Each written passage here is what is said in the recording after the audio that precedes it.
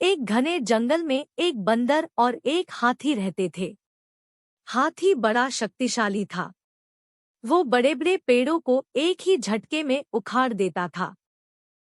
बंदर काफी दुबला पतला, लेकिन वो बड़ा ही फुर्तीला और तेज था। दिन भर बंदर जंगल के पेड़ों पर उछल कूद करता रहता था। बंदर और हाथी दोनों को ही अपने गुणों पर बड़ा ही घमंड था। दोनों ही एक दूसरे से खुद को ज्यादा अच्छा मानते थे। इस वजह से दोनों में हमेशा बहस होती रहती थी। उसी जंगल में एक उल्लू भी रहता था, जो अक्सर बंदर और हाथी को सुनता था। वह इन दोनों के लड़ाई झगड़े से परेशान हो गया था। एक दिन उस उल्लू ने उन दोनों से कहा, जिस तरह तुम दोनों लड़ते हो, इससे कोई फैसला नहीं होने वाला है।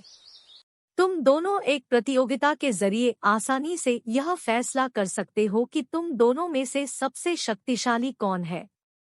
उल्लू की बात सुनते ही बंदर और हाथी बिना कुछ सोचे समझे दूसरे जंगल की तरफ निकले। बंदर ने अपनी फुर्ती दिखानी शुरू की। वह एक ही छलांग में एक पेड़ से दूसरे पेड़ तक पहुंच जाता।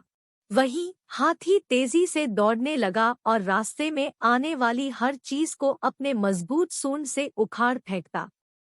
इस जंगल से दूसरे जंगल के बीच के रास्ते में एक नदी बहती थी। उसे पार करने के बाद ही दूसरे जंगल में पहुंचा जा सकता था। बंदर ने फिर से अपनी फुर्ती दिखाई और झट से वह नदी में कूद गया, लेकिन पानी की लहर काफी तेज थी, तो बंदर नदी में बहने लगा। बंदर को नदी में बहते हुए देखकर हाथी ने तुरंत अपनी सूंड से उसे पकड़कर पानी के बाहर निकाल दिया।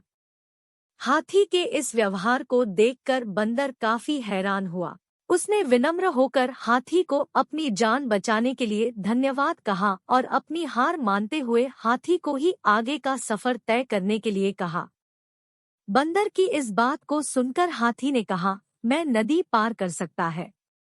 तुम भी मेरी पीठ पर बैठकर इसे पार कर लो। बंदर हाथी की बात मान गया और वह हाथी के पीठ पर बैठ गया। इस तरह दोनों ने नदी पार कर ली और दूसरे जंगल में पहुंच गए। फिर दोनों ने मिलकर सोने के लगे हुए फल वाले पेड़ को भी खोज निकाला।